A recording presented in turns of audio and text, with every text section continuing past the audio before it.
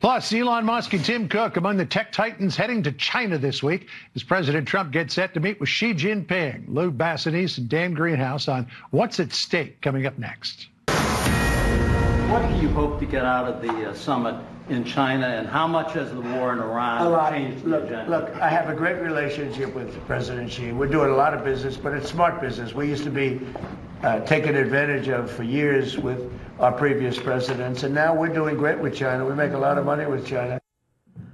All right, breaking today, the White House says top American business leaders will be part of a high-profile delegation heading to China with President Trump as he gets set for a high-stakes meeting with Xi Jinping. Among those traveling with the president, we are now getting word, Elon Musk and Apple's Tim Cook, among other big names. Joining us now, some big names. Dan Greenhouse is here from Solus Alternative Asset Management and also Fox Business contributor Lou Bassanese from Prairie Operating Company. Welcome to you. Dan, let me start with you first. Among those other big names, BlackRock's Larry Fink, Blackstone's Steven Schwartzman, Boeing CEO Cargill, Citigroup, and beyond. What are your expectations for this trip to China? Well, listen, I think the big issue, obviously, as everyone has discussed, is Iran. China imports virtually all of Iran's oil. They have a huge stockpile themselves, well over 1 trillion barrels. So they can insulate themselves, but not forever. And so they're certainly concerned about that. From a U.S. standpoint, it's the same issue that we've had with China for going on several decades now. It's the IP infringement. It's the fair trade practices. It's the intellectual property theft. Those issues have not been solved yet. And while we do import fewer goods from China today than we did a couple of years ago, there's still a long way to go. Fair enough, Lou. President Trump, when he was speaking from the Oval a short time ago, he said that Iran will be on the table, obviously, to Dan's point, and also energy. Yeah, energy has to be on because China needs a new supplier. I mean, I think this whole Iranian conflict and war is rewriting and redrawing the supply lines for global energy. I mean, it's a necessity. We saw it with AI and chips, right? When NVIDIA was going to have a delay, people started looking to AMD. I think it's the same analogy being applied to the energy infrastructure. Fair enough. Speaking of energy, President Trump also making some news on suspending the federal gas tax. Here he is just a short time ago. Are you going to suspend the federal gas tax? Yeah, I'm going to reduce until let me tell you, as soon as this is over with Iran, as soon as it's over, you're going to see gasoline and oil drop like a rock. How long are you going to suspend that tax for? Till it's appropriate, yeah. Mr. President, it's a small percentage, but it's still money. Some might call this a federal gas tax holiday. Gas prices in America today, $4.52, according to AAA overnight. You have to remember, Lou, it was just a year ago. We were at just over $3 a gallon. So will this help? I think it helps. It's a nice gesture, but it's not transformational. I mean, if you look at it on the surface, it's about a 10% discount from the $1.50 price increase in gas. I think what's more interesting here is if we can so easily suspend the federal gas tax, why can't we eliminate it altogether, right? It's just an idea here. That exposes California and their ridiculous gas taxes to much more scrutiny. I think the president's doing the right thing here because he's looking towards the midterms. Affordability matters. Oil prices, to his point, are absolutely going to come crashing back down once we get to a resolution. Dan, if you had time to crunch the numbers, how much does this really save people suspending the federal gas tax? To Lou's point, and we showed the graphic, gas prices are up a buck from late last year, $1.50 from a year ago, 18 cents.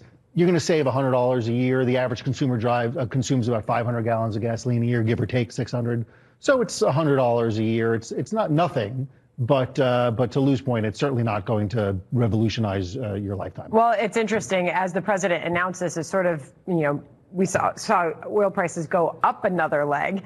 You can make the case that this could increase demand, at least in the short term. But Kevin Hassett was speaking on CNBC earlier today, and he said this on the big R word, if it's possible. Listen.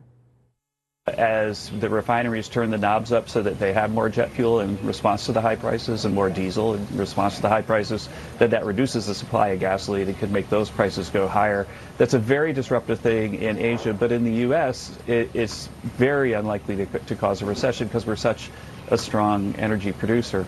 By the way, the R word wasn't refinery, it was recession. He was asked about the possibility of one as we see oil back near $100 a barrel. I don't think it's anywhere on the horizon right now, and I'll use one data point to prove it. Historically, we could use for one energy unit about $24 worth of GDP. Now we're at about $78 worth of GDP growth from one energy unit. We're much more efficient. We're not so reliant on it. We're independently producing our own energy. So again, I think it all comes down to when can we reopen the strait and restore balance and equilibrium to the global prices. Quick thought on that. I can't drive this point home enough. I mean, the main difference between today and previous episodes is the U.S. is now exporting millions and 5 million, 6 million barrels of oil.